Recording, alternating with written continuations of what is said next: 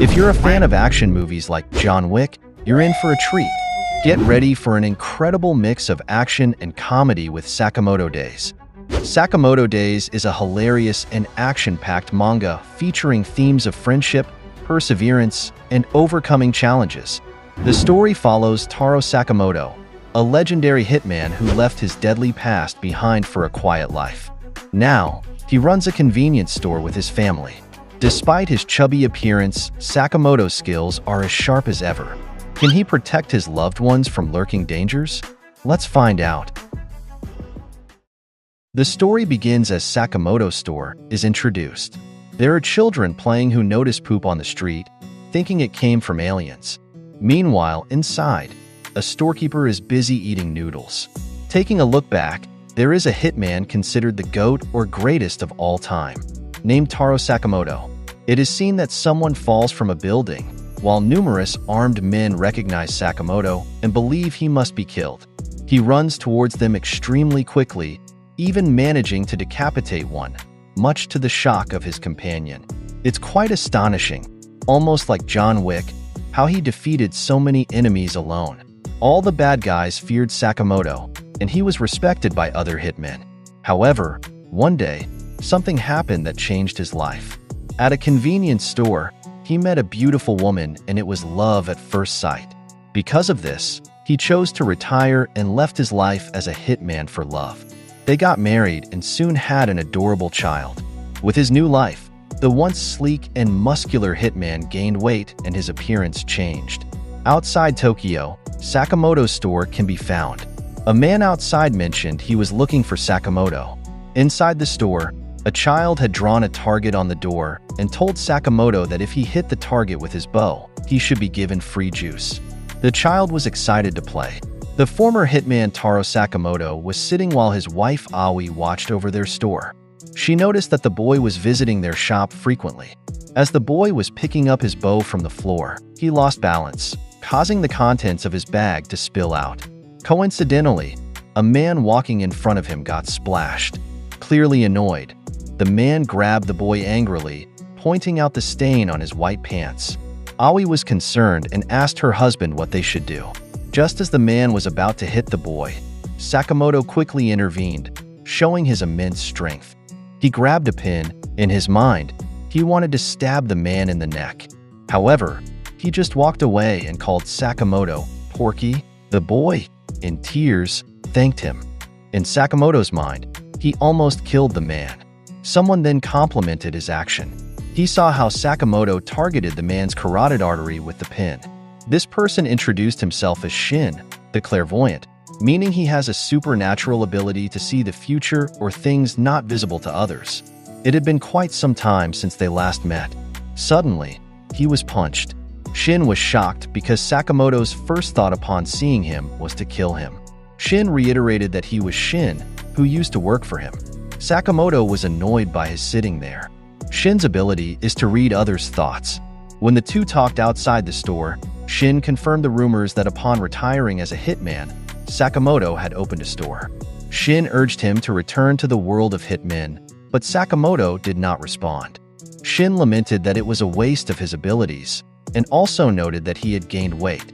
Nevertheless, Sakamoto simply replied that he would not return to being a hitman again. Shin reminisced about the times when everyone feared Sakamoto. He was a legend, which is why he couldn't accept what he had become. Meanwhile, Sakamoto was busy eating ramen. Shin mentioned that in the past, he only ate field rations. He sighed and excused himself to smoke a cigarette. He was about to say something more, but Sakamoto stopped him, pointing out that it was a no-smoking area. Shin read Sakamoto's mind, realizing that despite being out of shape, Sakamoto could still kill him in an instant. This made Shin nervous. Suddenly, someone passed by and greeted Sakamoto, apologizing for the intrusion but asking if he could ask for his help. Shin was shocked that Sakamoto was approached, wondering if the man needed someone whacked. Nevertheless, they accompanied the man who mentioned he needed to cut a branch off a tree but couldn't reach it, so he turned to Sakamoto for help. Using a knife, Sakamoto helped the man with his problem. Then, a parent asked Sakamoto for help in getting their child to eat vegetables. When two children cried because they only had one ball, Sakamoto cut it in half for them. Shin couldn't believe that Sakamoto was the jack of all trades of the area. Shin thought it might just be a way for him to hide his true nature and blend into the community. He couldn't help but mention to Sakamoto that in his opinion, the new Sakamoto seemed like a joke. Sakamoto remained silent while Shin was hit by a toy arrow from a boy, which annoyed him. He then left and got into his car. Shin thought that in the 5 years they hadn't seen each other, Sakamoto seemed to have softened. Nevertheless, he still found him to be very cool. And even though he had gained weight, his aura was still unique. As he repeatedly banged his head against the steering wheel, he expressed a desire to work with Sakamoto again. Suddenly, Shin's boss called to ask if he had convinced Sakamoto. He answered no. When asked if he had taken Sakamoto down, Shin responded, asking if that was necessary since Sakamoto had become tubby and was no longer a threat. He was stopped short when his boss stated that the rule was anyone who leaves their organization must be whacked, and since Sakamoto had broken this rule, he could not be allowed to live. Furthermore, his boss angrily stated that if Shin couldn't do it, there were many others who could handle the task. If Shin caused any problems, his boss assured him that they would also take him down, so he should just complete his task. After ending the call, Shin reflected and said it seemed he had no choice, because if not him, someone else would do it. If so, he thought it might as well be him who does it. Therefore, the next day he returned to Sakamoto's store. Aoi recognized him and asked why he had come back so soon. A child also asked him if they could play, but he apologized, stating it was time for war, and then he pulled out a gun. As Shin entered the store, he greeted Sakamoto and mentioned that he needed to leave, so he had come to pay his respects. Sakamoto did not respond and just chewed on candy. Suddenly, Shin drew his gun and aimed at him. But Sakamoto used the candy in his mouth to stop the bullet intended for him. Shin couldn't believe that Sakamoto had managed to block his shot using only a cough drop. Then, he was distracted by an ice cream thrown at him and didn't notice Sakamoto hiding. He was frustrated because he could no longer read Sakamoto's thoughts. While searching for him, he used cough drops as ammunition in his makeshift slingshot. Even though he was shooting through a small hole, Shin was surprised by the power of the shots. He quickly ran to get closer and shoot him, but Sakamoto anticipated this and threw a cream puff at his face. When he was distracted, Sakamoto took the opportunity to position himself behind him. As he turned around, Sakamoto kicked him with such force that it destroyed the shelves and scattered the merchandise, sending Shin flying. Surprised, Shin woke up to find himself suddenly bandaged. Aoi and her child greeted him. He asked where he was, and they told him it was the second floor of the Sakamotos. Aoi then invited him to have dinner there. Shin did not expect this and wondered what was happening with his assignment. Nonetheless, he could not refuse their invitation to eat. He wondered if the food might be poisoned, but he remembered that he had plenty of conditioning to counteract poison. So, he tried the food and was almost moved to tears by its deliciousness. Aoi laughed, saying her husband had the same reaction when they first met. Shin couldn't quite understand his feelings. In all his years as a hitman, he had never experienced anything like this. He thought maybe Sakamoto had stopped killing to protect his mundane, everyday life. After dinner, Shin left and thanked them for the meal. Sakamoto simply smiled and pointed to their sign which read, "Please come again." Shin was amused and accepted that he was truly no match for him. Shin reported to their boss, who was puzzled why he wanted to speak. It was a disgrace that he hadn't managed to take down Sakamoto. Suddenly, Shin knelt and begged for Sakamoto's life, which surprised their boss. The boss laughed at Shin for kowtowing to him. He wondered why Shin was defending Sakamoto. Shin responded that Sakamoto now had a home. The boss didn't care about that. Since Sakamoto had ignored their rules and abandoned his responsibilities, he deserved to die, the boss said. If someone needed to take responsibility, Shin was willing to die as long as Sakamoto could live. The boss was puzzled as to why Shin would do such a thing. He replied that it was his penance for pointing his gun at his hero. The boss agreed and said if he killed himself, he would let Sakamoto live. But the boss truly thought that he should rather die if he believed in that. Shin responded that he knew what the boss was thinking, reminding him that he could read minds. So, the boss ordered others to kill Shin, leaving him with no choice. Back at Sakamoto's store, he heard the gunfire exchange on the other line. So he opened the register and revealed a room filled with various types of guns. He took a gun from there. Returning to Shin, the boss couldn't believe that they couldn't defeat Shin alone. They explained that Shin could predict their moves. Shin realized that he was running out of bullets. The boss clarified to the others that Shin was a clairvoyant, so if they approached him, he would read their minds. Shin had no choice but to fight, and someone was waiting for him. But just as the person was about to shoot him, the man fell, but his shot hit Shin on the leg. Shin was startled and fell, and because of that, he was surrounded. He knew he was about to die, but Sakamoto arrived just in time to rescue him, and he had tasered the men surrounding Shin. Despite only using that, he managed to knock down the others around him. Shin was surprised. The boss noticed Sakamoto's arrival and ordered his men to kill him. Even though there were many of them, Sakamoto quickly grabbed and disassembled their guns, then punched them hard. They couldn't react due to his incredible speed. Suddenly, someone appeared behind him with a knife, but Sakamoto grabbed him, causing him to drop the weapon. He then punched the man in the face. The boss ordered his men not to attack one by one, but to shoot simultaneously. Sakamoto used the knives to cut their weapons and then stab them. Even the boss was struck down and couldn't do anything. Shin was extremely impressed with the legendary hitman Taro Sakamoto. He asked Sakamoto how he knew where his gun was. Sakamoto handed it to him and disassembled it to remove something. Shin was surprised to find that a mic had been placed inside it during their fight. Shin realized that Sakamoto didn't easily trust him and was always on guard, which was impressive. Shin said he had made a decision, but before he could finish, Sakamoto threw an apron with his name on it at him.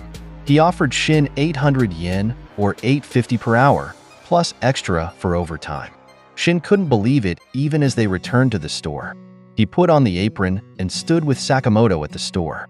Shin requested that Sakamoto not eat ramen next to him because his shirt was new and Sakamoto's messy eating caused soup to splash. Shin noticed that the ramen in the store was running low. When Aoi entered, she complimented Shin, saying he fits right in. Shin blushed when she said it suited him. An elderly woman inside was having trouble finding detergent, so Shin quickly went to show her where it was. The woman was happy she didn't have to ask and thanked him. Aoi was pleased and said Shin would be a great help to them. The young boy there thought he would rather see Mrs. Sakamoto in that apron. Shin got annoyed because he heard the boy's thoughts and called him a perv. The boy kept pestering him, asking if he was happy working there. Shin replied yes, although he was still adjusting. However, he said it was better than his previous job. When asked what that was, Sakamoto thought that if he revealed the truth, he's dead. And so Shin sweated and said it was a cleaning job for society. And that is the story of how Shin ended up working with Sakamoto again. A week has passed since Shin left his life as a hitman and started working for Sakamoto. However, he was greatly impressed by Sakamoto. He said he had never seen CQC or close quarters combat like that from any other hitman. Even though Sakamoto is retired, he is still the best. Sakamoto, on the other hand, thought he should just focus on working. Shin added that Sakamoto had taken down each of them with a single shot. Aoi's ears burned when she heard this. She asked her husband if he had gone back to killing. Sakamoto vehemently denied it. Shin asked about the men Sakamoto defeated. He clarified that their wounds weren't fatal. Aoi reminded him that the penalty for breaking their family rules was divorce. After that, she walked out. Shin asked what these family rules were. In his mind, Sakamoto imagined stabbing Shin in the neck with pins. Shin seemed to sense this because he read Sakamoto's thoughts about wanting to kill him. Sakamoto then told him to stop babbling. Aoi stepped out for a while, feeling a bit worried about how hard she had been on her husband that morning. Her companion reassured her, saying she understood because she does that too. They said goodbye as Aoi's bus arrived. Outside the store, Shin was busy sweeping. He noticed an officer on a bike and asked if he was patrolling. The officer recognized him as Sakamoto's worker. The officer mentioned that thefts had been frequent in the area lately, so he was on the lookout. Shin boasted that their store was the #1 safest shop in Japan. The officer was pleased to hear this. As the officer left, he mentioned that they didn't know when the thieves might strike again. In the store, Shin said he couldn't imagine real crime happening in that area. He joked that maybe the officer was just watching too many movies. Sakamoto thought about making deliveries. Meanwhile, on the bus, armed men wearing masks were pointing guns at the passengers. They ordered everyone to stay still, declaring that the bus now belonged to them. They warned that anyone who made a suspicious move would be killed. It turned out that the bus Aoi had taken was the one being hijacked. She was surprised, but her main concern was what would happen to the ice cream she had bought, as it might melt. She wondered if the thieves would be angry if she ate it there. Meanwhile, they closed the store, and while riding the motorcycle, Shin asked again about the family rule Aoi had mentioned. Sakamoto replied that it was too much effort to explain. Shin suggested that he could just remember it, as he could read Sakamoto's mind. Shin felt envious of that family vibe. Sakamoto noticed something, so Shin quickly braked. He asked what was going on, and Sakamoto replied, "Bus hijacking." And there was his wife, Aoi. Inside the bus, one of the men mentioned that it was traumatic when his favorite manga got discontinued. Therefore, they wanted to crash the bus into the Shui building. They claimed their sacrifice will improve the manga industry. The other passengers were terrified, while Aoi was only worried about being late for dinner. One of the men pointed a gun at her and said she seemed indifferent to manga, too calm for someone about to die. Aoi was surprised to realize he was talking to her. Aoi replied that she knew he would always save her. The man asked who she was talking about. His companion commented that she must be crazy and to just leave her alone, since she was going to die anyway. As they hurriedly chased the bus, Shin confirmed their rescue mission priorities. First, to rescue the hostages. Second, to ensure their identities as hit men were not revealed.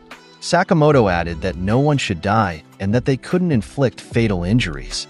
Shin mentioned that during their fight the other day, he wondered why Sakamoto was so careful not to kill anyone. Flashback to 5 years ago, Sakamoto was 22 and Aoi was 21.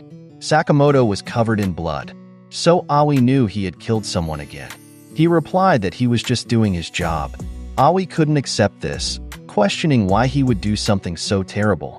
Sakamoto said he needed to work to buy her a gift. She said she didn't want a gift tainted with blood. This made Sakamoto think deeply. Aoi walked out, saying she couldn't take it anymore. If he couldn't change, then they couldn't be together. Suddenly, she jumped over the railing and said goodbye to him. Sakamoto was shocked by what she did and quickly ran to save her.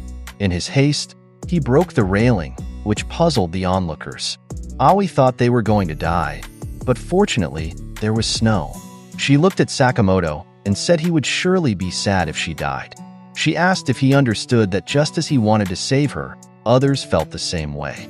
Everyone has someone important to them. Therefore, she urged him to promise that he would never kill anyone again. That, she said, was their rule. To make amends for the people he had killed, Aoi said Sakamoto should devote himself to helping others. She admitted that what she did was a bit reckless. Once again, Sakamoto told Shin that they couldn't kill anyone. As usual, they would communicate through telepathy. Finally, they were at the back of the bus. Shin prepared to climb on top of it. The armed men inside were startled and wondered what the noise was. Shin used his hoodie to cover his face and told Sakamoto to cover his as well to avoid being recognized. Shin didn't notice that there was a bridge nearby. Sakamoto prepared to jump very high, leaving Shin on the bus, who suddenly lay down to avoid hitting the bridge.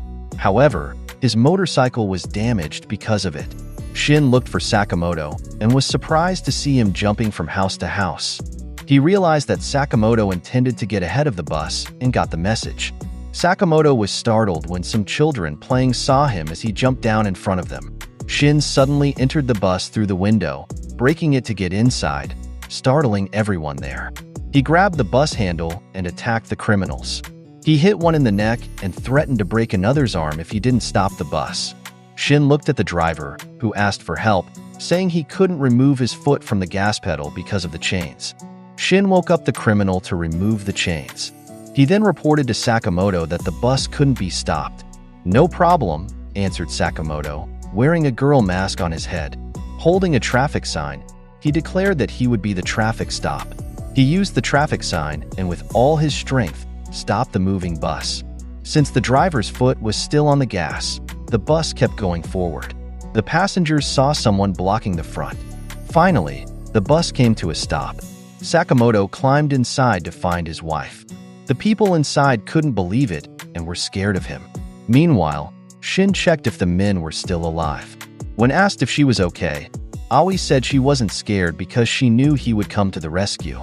Additionally, she said she shouldn't have said those things that morning and apologized to her husband.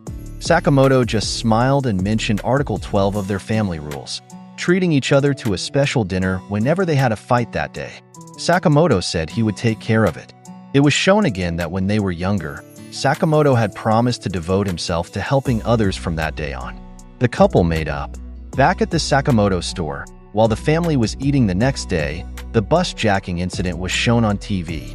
The news mentioned that the suspects were overpowered by unidentified individuals and that none of the hostages were injured. Regarding the mysterious man who stopped the bus, they said they didn't know who he was. Experts speculated that he might be a martial artist. As they watched this on TV, Sakamoto's child remarked that the masked man looked like him. Shin was surprised and wondered how they got such an angle of the footage. Fortunately, the mask made it difficult to identify him. By the way, Shin admitted that he was moved by the story of why Sakamoto stopped killing. Sakamoto wondered how he knew about it. Shin explained that it was what he was thinking while they were chasing the bus. Now that Shin was part of their household, Sakamoto said the rules applied to him as well. He handed a notebook to Shin, who happily accepted it. Sakamoto warned that if he broke the rules, he would die. Shin replied that this was against the rules. On another day, Shin was busy targeting while holding a gun. He noted that there was no obstruction and the enemy was unaware, so it was all good. They were actually at a fair. At the shooting gallery, Shin missed the target. He couldn't accept this, insisting that his aim was perfect. He inspected the rifle, saying it might be jammed and that he needed to disassemble it to check. The kids around teased him for being slow. When it was Sakamoto's turn, he won all the prizes. The attendant was furious and told him never to come back. Shin was utterly shocked by this. The new character, Officer Nakase, was introduced. She asked if the motorcycle parked there belonged to them since it was a no-parking zone. Shin replied that it was just for a few minutes as they were making a quick delivery.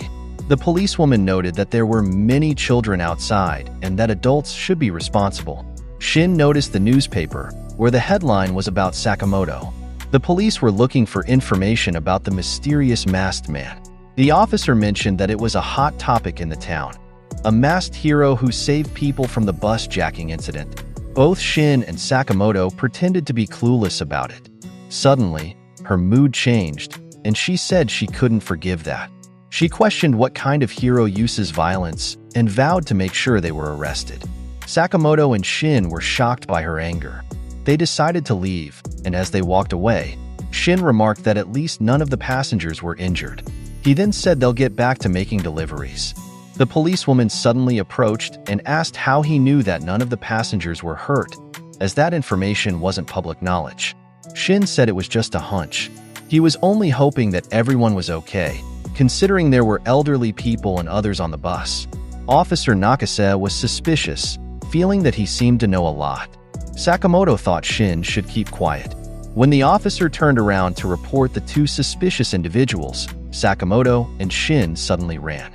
She thought they were shady and likely connected to the masked man, so she stretched and started chasing them. As they ran, Shin was surprised by how fast the officer was. People around were puzzled, wondering why Sakamoto was running. They thought it was unusual and that he seemed to have a lot of energy. A vendor called out to Sakamoto and asked if he wanted to try his new product. Sakamoto paused but quickly left again. Officer Nakase was confused about where the two had disappeared to. It turned out they were hiding behind facehole boards. They came out when they noticed they had lost her.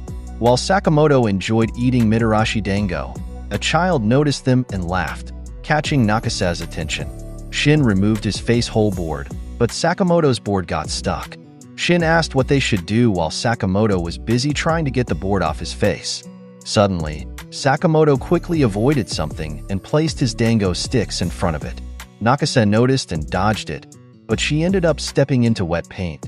Some children approached her and asked if she was okay. Officer Nakase was furious about what happened. Shin and Sakamoto hid in a nearby shop, and as payment for hiding them, the shopkeeper said they had to buy 10 sticks of his product each. The officer was annoyed because the two managed to escape. She remarked that it was the first time anyone had gotten away from her. An elderly officer arrived and said he didn't think they were involved with the masked man. He praised Nakase for her hard work and asked if she was getting used to their job. She laughed and said it was very fulfilling. He commented that Nakase had unusual interests and mentioned that she was a top recruit, wondering why she was assigned to such a small town. She explained that she used to live there and was helped by a police officer back then. The two were listening to their conversation. Nakase said that was why she wanted to help the people there. Shin took the opportunity to run, but Sakamoto stayed. The officer left and told Nakase not to overwork herself. She agreed and greeted him back. Nakase thought about doing one more round when she heard something. A woman was struggling against some men surrounding her. Nakase approached and asked what the man was doing, telling him to stop. The man asked who she was, and she replied that she was a police officer. Just then, he accidentally dropped what appeared to be drugs, surprising Nakase.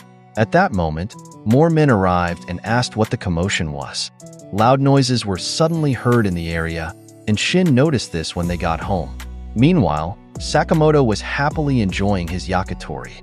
The elderly officer visited them and, when asked why he was there, apologized for interrupting their meal. He explained that the new recruit, Officer Nakase, hadn't returned to their station yet. He thought she might still be chasing them and asked if they knew where she was. Both of them were clueless. Sakamoto's child mentioned that she liked the lady police officer.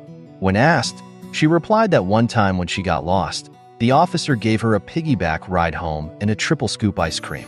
She was very kind, which worried the elderly officer a bit. Shin asked what they should do. Sakamoto replied that they should have some after-dinner exercise, and Shin agreed with the plan. In another location, Nakase was tied to a chair with frightened girls behind her. She asked if they knew how big of a problem they were facing. The leader of the Zutomo motorcycle gang, Riki Kanehira, responded that he didn't really want to do this, but since she saw the goods, he had no choice. They blindfolded Nakase and noticed she wasn't carrying a gun. She replied that even if she had one, she wouldn't point it at them. The gang members laughed and asked if she was a stupid cop for facing them unarmed. Shin climbed a post to gather information and reported to Sakamoto that he heard voices coming from an abandoned factory behind the shopping street. The girls with Nakase were crying, but she calmed them down and promised to protect them. Riki laughed and called her a weakling with crazy ideals. He questioned how she could protect anyone without using violence. Suddenly, a smoke bomb was thrown inside, surprising the gang members. Riki tried to find the culprit and saw the shadows of two figures. They struggled to see through the smoke while Shin informed Sakamoto about their targets' locations. Despite the smoke, Sakamoto managed to kick one of the gang members. Although they couldn't see their enemies, Shin guided Sakamoto using his ability. The gang members grew nervous because they couldn't pinpoint where the attackers were.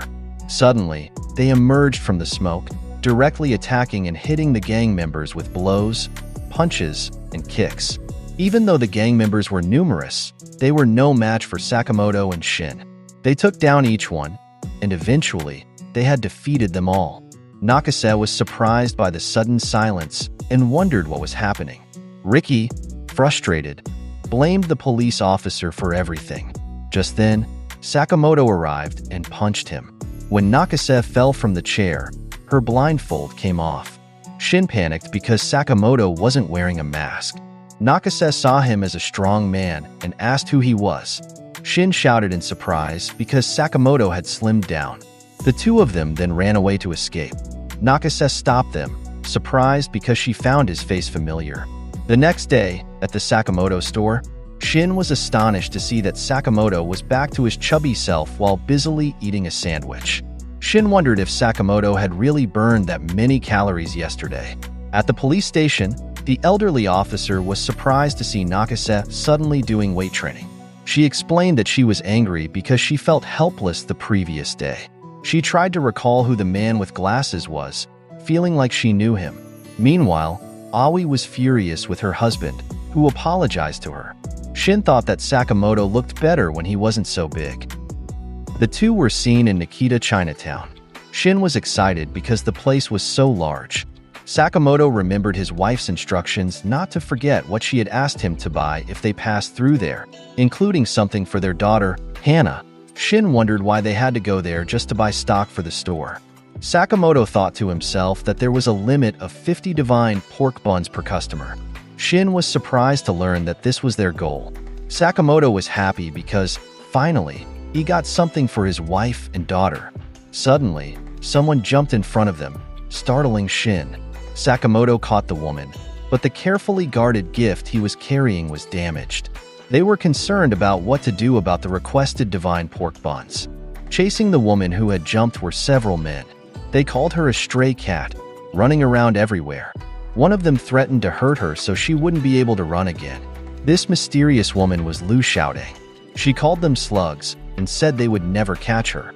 Someone suddenly grabbed her from behind, preventing her from escaping. While the man held her, he said it was time to cut her Achilles tendon. Just then, Sakamoto approached and used tongs to cut the man's knife. Shin suddenly jumped and hit the man with his bag. The men wondered who these people were. After Lu broke free, she prepared to attack the man with a gun. Her punch was incredibly powerful, impressing Shin with her skill in Tai Chi now that the men were down. Shin was curious about who the woman was, while Sakamoto was only concerned about his pork buns. More men arrived and identified Lu, saying that her gang was with her. Sakamoto and Shin were surprised, as they were mistaken for Lu's gang members. They quickly ran away, with Sakamoto carrying Lu. The men chased them and even fired shots. Shin remarked that such incidents had been happening more frequently lately. Meanwhile, Lu asked who they were. When someone searched for the woman, he was told that she had escaped. She ran away with some men. They were trying to figure out who her companions were. They mentioned that they had already captured her family, but the man said what's the point if she had escaped now? Their boss, Wang, the chairman of Danshokai, couldn't believe they had let Lu escape again. The man apologized, but Wang dismissed him and told him to call the person they knew. Suddenly, the man was beheaded by a bald man. The beheader told Sun He that the head was still trying to breathe, seemingly unaware that he was already dead. He then laughed. Another man with long hair was shown, who appears to be his older brother, who called Bacho stupid and told him not to play with corpses, saying it wasn't classy. Wang asked why he killed the man, remarking that the brothers were really crazy. Wang said he needed the key that Lu had. If he could get it, he would rule the Chinese black market. The brothers' job was to find it. Bacho asked if they could kill anyone who got in their way, and Wang replied, "As you please." Back with Shin, he was shocked to learn that Lu was the daughter of the famous triad family, the Lu family. She told him to lower his voice. Shin asked why she was being chased, and she replied that it was because of a key she possessed. Meanwhile, Sakamoto was still thinking about the pork buns. Lu explained that the key was for the family's hidden safe and that her parents had entrusted it to her. Shin suggested she throw it away, saying it wasn't worth dying for. But Lu responded, "Never." Lu said that her parents had protected that key. If she couldn't take care of it, she wouldn't be able to face them in the afterlife. When Shin asked if her parents had been killed, she replied that it was none of their business. She apologized for causing them trouble. Suddenly, Sakamoto pulled Shin aside and asked if Lu knew how to make pork buns. She said yes because her father had taught her. Shin was shocked by Sakamoto's dedication to pork buns, but he mentioned that the men involved were a big problem. He replied that restocking would be postponed. First they will help Lu, but once it was over, she would have to make them pork buns. That was the deal. Lu was surprised and asked who they were. Just then, Shin noticed someone approaching. It was Bacho, who suddenly kicked Sakamoto in the face. Shin was shocked by the force of the impact, which sent Sakamoto flying into a nearby building. Lu was annoyed, realizing that they had been caught up with. She said this was bad news. Sun He criticized his brother for having no style, but his brother silenced him, saying that style didn't matter for an assassin. The important thing was to find the target and kill them. The body could be arranged nicely afterward. Sun He replied that the problem was with his brother's method of killing. Shin asked who they were, and Lu replied that they were the twin assassins, Sun He and Bacho. They were paid to kill any target and were both serial killers who enjoyed killing. She said they were disgusting because they took the heads of their victims home to sketch them. Bacho remarked that they were famous, and he liked it. His twin, however, said they were supposed to be anonymous. Suddenly, Shin attacked Sun He, but Sun He blocked him. He asked if Shin was angry because they had killed his companion, calling him overly sensitive. Shin asked what he meant. He implied that if they didn't know who Sakamoto was, they were amateurs. Meanwhile, Bacho was about to behead Lu from behind, but Sakamoto suddenly returned and knocked him down. His twin was shocked. They couldn't believe the immense strength he had displayed. The impact even cracked the floor, causing it to collapse into the dining area below. They continued their confrontation there. Sun He was impressed, acknowledging that Sakamoto was indeed strong. When he asked his brother's opinion, Bacho replied that the floor collapsing wasn't a big deal and that it was time to kill this joker. Meanwhile, they looked for Lu and told her to hand over the key like a good girl so they could give her a beautiful death. She responded that the key was to her parents' treasure and she'd rather die than give it to them. "Okay," he replied. "That's the same thing your parents said before they died. They valued that thing more than their lives. People like you have no class." Lu, irritated, told him to shut up. She was about to attack, but Sakamoto stopped her. She asked what he was doing. Shin advised her not to take the bait like that. Lu explained that the safe contained their family treasure. Her father had died at the hands of those twins just to protect it. "Is that right?" Sun He asked, suddenly throwing a small knife aimed at Lu. However, Sakamoto caught it. Sun He, irritated, told him not to interfere and said he was going to let Lu join her parents. Sakamoto replied that it wasn't up to him to decide what was more important to her. Bacho silenced him and prepared their Mabobru special technique. This technique involved rapidly and repeatedly slashing their swords at the enemy to shred them like tofu. However, Bacho was shocked to see that it had no effect on Sakamoto. Shin asked if Sakamoto was okay, and he replied that he just had a bit of a neck cramp. Sun He couldn't believe that Sakamoto had avoided their attack. No one had ever dodged their tofu scramble attack before. Moreover, he wondered how Sakamoto had no injuries despite his size. They prepared for their next attack, saying he was only the third person to witness it. Suddenly, Sakamoto grabbed a cooking pot and pan and used them as weapons. He struck Bacho with the pot and, when Sun He attacked, Sakamoto used the pan to break his weapon. Sun He was in disbelief, as his chakram was supposed to be ultra-hard. He wondered how that was possible. Shin noticed something strange about Sakamoto's hand, and Sakamoto replied that it had been a long time since he wielded something so heavy. Sun He, now irritated with the two of them, headed straight for Lu to kill her. However, Shin, knowing his plan from reading his thoughts, used a rope to stop him and slammed him to the ground. Sun He was shocked when Sakamoto suddenly hit him with a refrigerator or cabinet. Finally, they defeated the twin assassins, much to Lu's amazement. When she asked who they were, Sakamoto replied that they were just shopkeepers. Lu laughed and said they were really weird. Back with Wong, he wondered what the twins were up to. The safe they had found long ago was there, and he just needed the key to open it.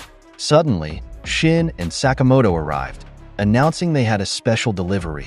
They were carrying the bodies of the twins, Bacho and Sun He. Wong asked how they had gotten in and what had happened to his guards.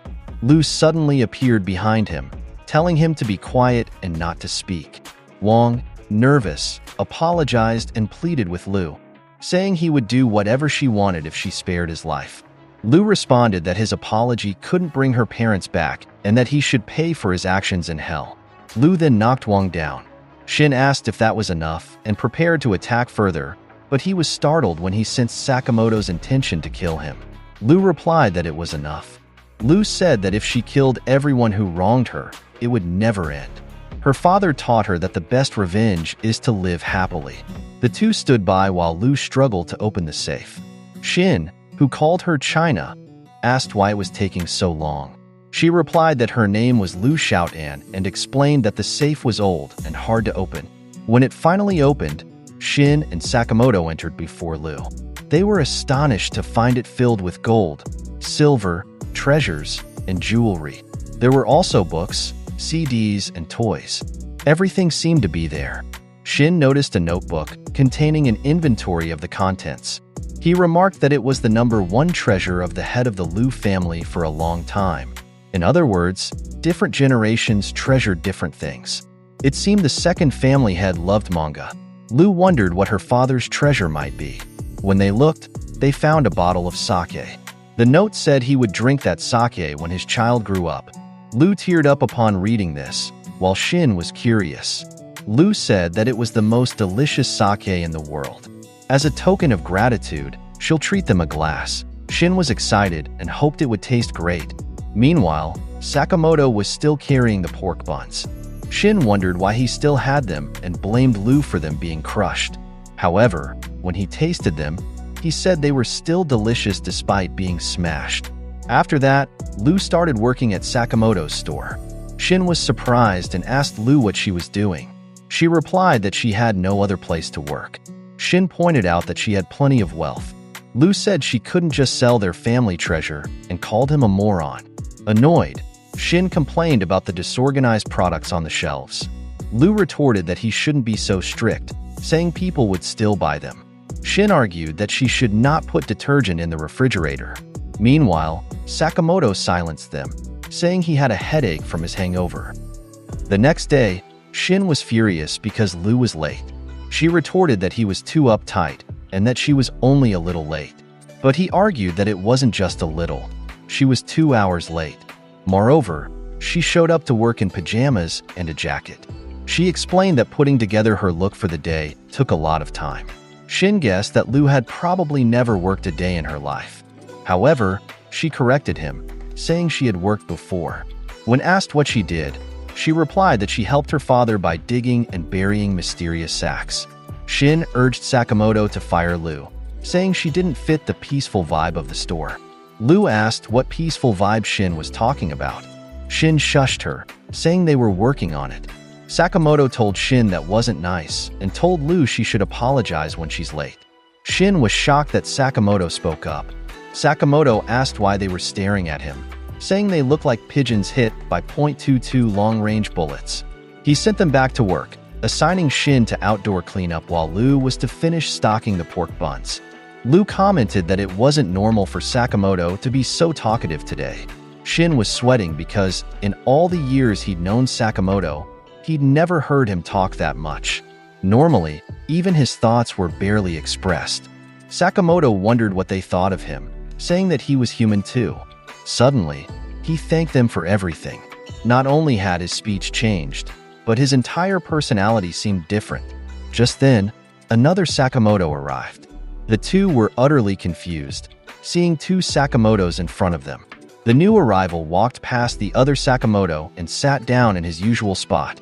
The first one commented that it was surprising. "Are they doppelgangers?" he asked. Suddenly, he attacked Sakamoto while he was reading the newspaper.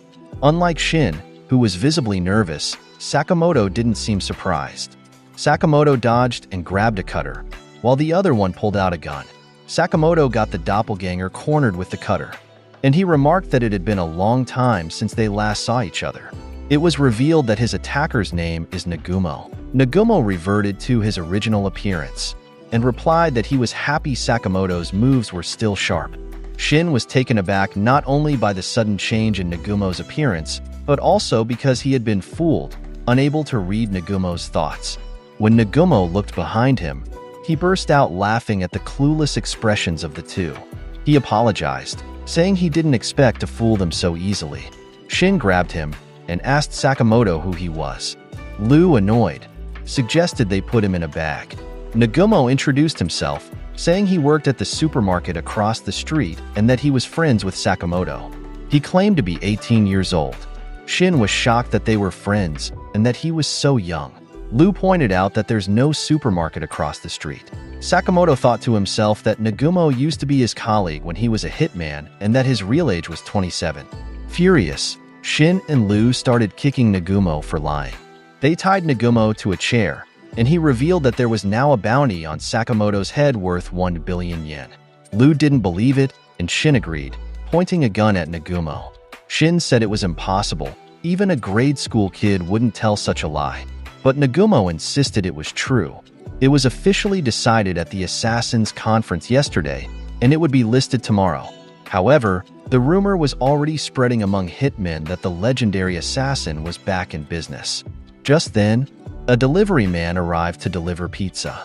Shin read his thoughts, and suddenly, the delivery man pulled out a pizza cutter.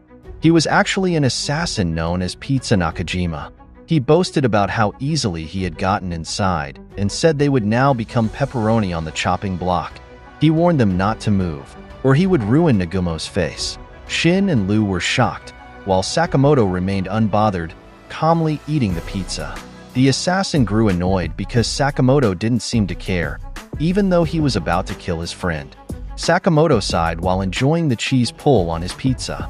Suddenly, the pizza assassin was shocked as someone choked him from behind. It was Nagumo, who reiterated that he was telling the truth and that he despised deceit. Shin was surprised how Nagumo escaped.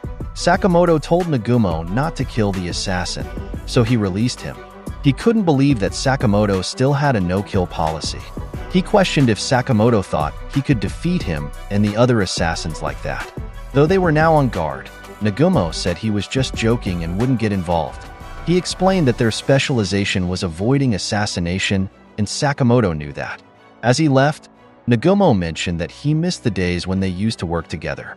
Sakamoto called out to Nagumo and asked how his death would be of benefit. Nagumo replied that it was a good question.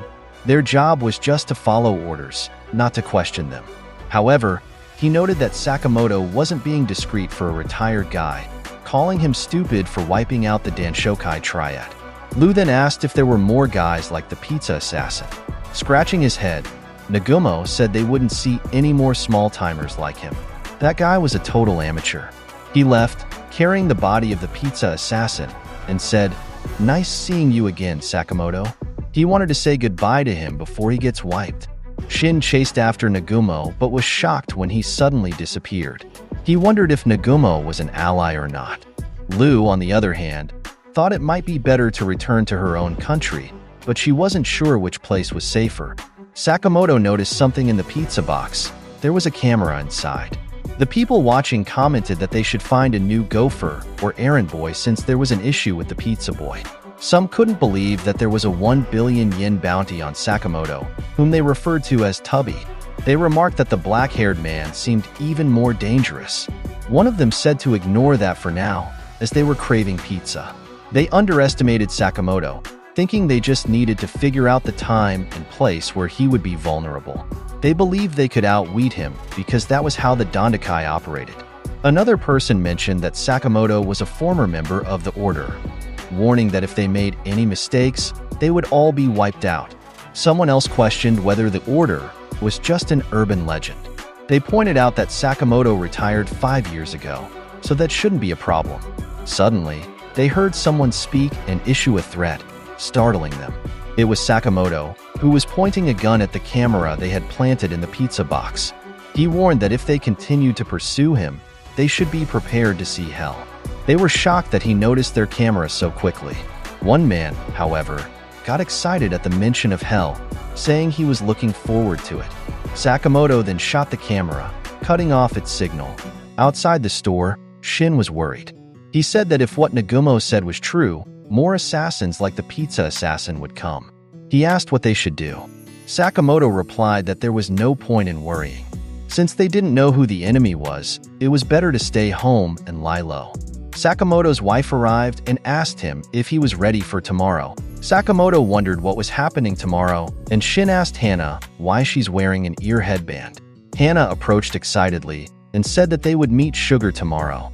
Aoi mentioned that they had promised Hana they would go to the amusement park the next day, and she was very excited about it. Shin was shocked and wondered what they should do. Sakamoto replied that they would go. They had to. Hana and Aoi were excited as they planned the food they would bring.